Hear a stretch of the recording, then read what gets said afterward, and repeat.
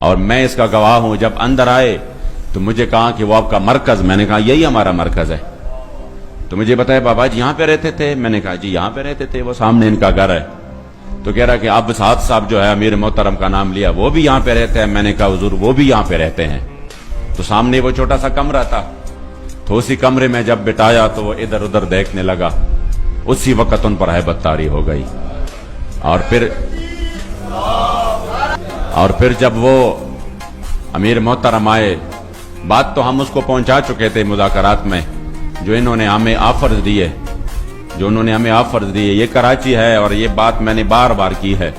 اور الحمدللہ پھر اللہ کے گھر میں اور پھر اتنی ذمہ داری کی جگہ پر جھوٹ بولنا یہ بہت بڑا جرم ہے.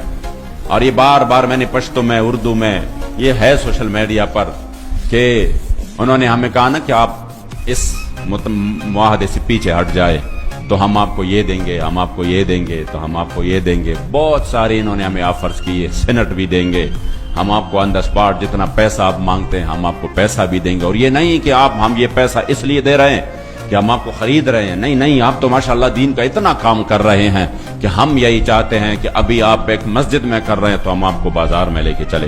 ابھی آپ صرف پاکستان میں کر رہے ہیں تو ہم چاہتے ہیں کہ آپ جو ہے نا دنیا میں گھومے پھرے. اس کو بھی ہم پاسپورٹ دیں گے, آپ کو بھی وہ پاسپورٹ دیں گے, تو آپ کو ویزوں کی بھی ضرورت نہیں رہے گی. آپ گھومے پھرے, اس مشن کو آگے بڑھائے, اپنے مساجد کو پیسے دے, اپنی مدارس کو دے, اپنے شہداء کو دے, اس پہ آپ دین کی خدمت کرے.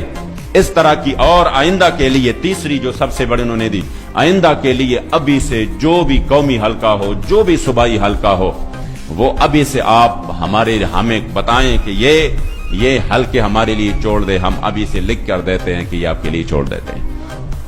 بس صرف اس انٹرنیشنل فورم پہ جا کے بات کریں گے. آپ فرانس جائیں گے, آپ فلاں ملک جائیں گے, آپ پیرس جائیں گے.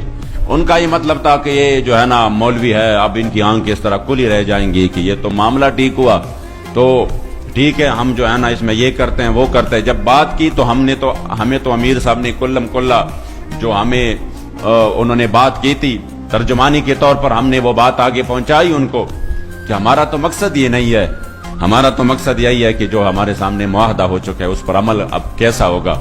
تو جب انہوں نے بات 3 دن تک ادھر رکا رہا, اور 3 دن یہ مسلسل کوشش کرتا رہا, سبز باغ دکھاتے رہے, اور پھر ہر طرح.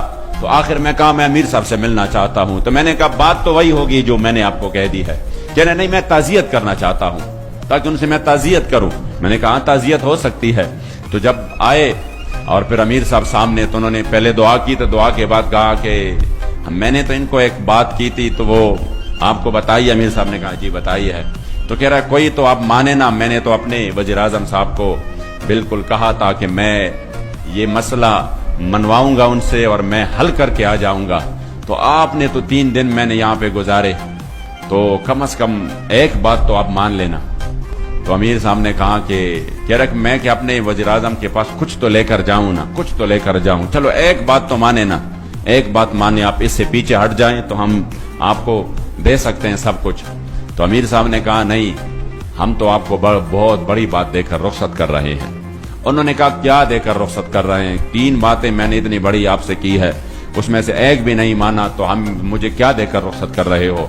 تب اسی وقت امیر محترم نے جو تاریخی جملہ ارشاد فرمایا جس پر ہمیں انشاءاللہ فخر رہے گا, اور وہ جملہ بار بار کہہ کر میرے ایمان کو تازگی مل جاتی ہے, اور مجھے تحریک پر اپنے قائد پر فخر ہے کہ آپ نے اسی وقت فرمایا کہ نہیں, جا کر اپنے وزیر اعظم کو کہہ دو کہ 1450 سال بعد بھی اس پاکستان میں جہاں پر لوگ جو ہے نا 3000 اور 5000 پر بک جاتے ہیں, اور جہاں پر بریانی کی ایک پلیٹ پر بھی بک جاتے ہیں, آپ اپنے وزیر اعظم کو بتانا کہ اب بھی پاکستان میں حضور کی وہ غلام رہتے ہیں جو پوری دنیا کی طاقتیں مل کر نہ ان کو ڈرا سکتے ہیں, نہ ان کو جھکا سکتے ہیں, نہ ان کو خریدا جا سکتا ہے.